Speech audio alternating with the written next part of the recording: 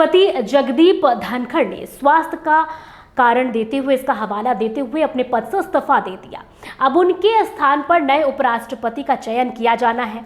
लेकिन क्या आपको पता है कि इसका चयन कैसे होता है? क्या कुछ इसका प्रोसीजर है? चलिए आपको विस्तार से बताते हैं, शुरू से बताते हैं कि आखिर उपराष्ट्रपति का चयन कैसे होता है। शुरू से जानते हैं उपराष्ट्रपति का पहले चुनाव कैसे होता है। सबसे पहले आपको बता दें कि संविधान में इसका प्रावधान कहाँ है।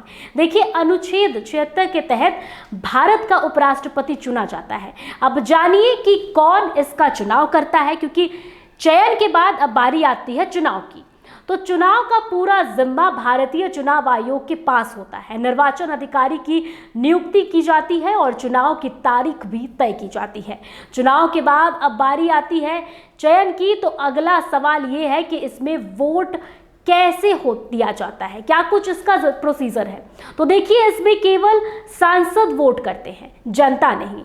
लोकसभा और राज्यसभा दोनों सदनों में सभी निर्वाचित और नामित सदस्य जितने भी हैं वो वोटिंग में भाग लेते हैं। देखिए, वर्तमान में लगभग 778 सांसद, 543 लोकसभा और 245 राज्यसभा के कुल वोटिंग के पात्र होते हैं। सबसे जरूरी बात यह है कि राज्य विधानसभा एमएलएज इसमें हिस्सा नहीं लेते।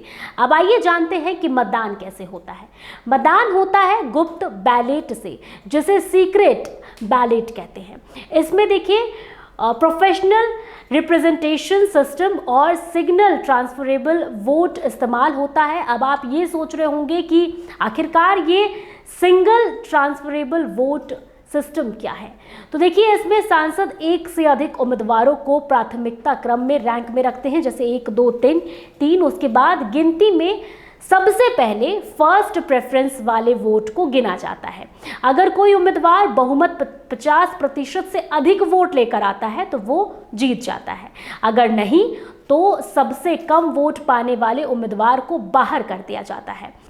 अगर कोई उम्मीदवार बहुमत 50% से अधिक वोट लेता है तो वो जीत जाता है। अगर नहीं तो सबसे कम वोट पाने वाले उम्मीदवार को बाहर कर दिया जाता है।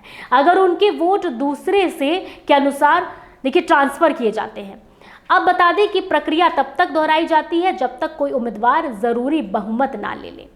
अगला प्रोसीजर, इन सब में सबसे अहम सवाल कि कौन उपराष्ट्रपति बन सकता है, क्या कुछ इसके क्राइटेरिया है, इसकी योग्यता क्या है।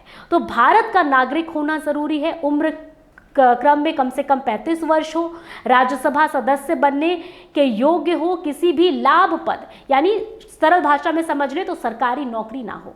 वहीं अब जानिए कि इसका कार्यकाल कब तक है और शपथ कैसे होता है। उपराष्ट्रपति का कार्यकाल होता है 5 साल, लेकिन वो इससे पहले इस्तीफा भी दे सकते हैं। शपथ की बात करें तो उन्हें भारत के राष्ट्रपति के समक्ष शपथ दिलाई जाती है। उपराष्ट्रपति का काम क्या होता है? वो राज्यसभा के सभापति यानी चेयरमैन होते हैं। राष्ट्रपति की अनुपस्थिति में वो कार्यवाहक राष्ट्रपति भी बन सकते हैं। अगला सवाल इसमें ये कि अगर समय से पहले पद खाली हो जाए तो क्या होगा, जैसे अभी हुआ। तो देखिए, अगर उपराष्ट्रपति पद खाली हो जाता है तो 6 महीने के भीतर नया चुनाव कराना जरूरी है। तो अब चूंकि जगदीप धनखड़ ने इस्तीफा दे दिया है तो चुनाव आयोग जल्द ही चुनाव की तारीख घोषित करेगा। इसके बाद सांसद वोटिंग करेंगे और ऊपर बताए गए सभी तरीके से एक एक कर इसी प्रोसीजर से नया उपराष्ट्रपति फिर से चुना जाएगा।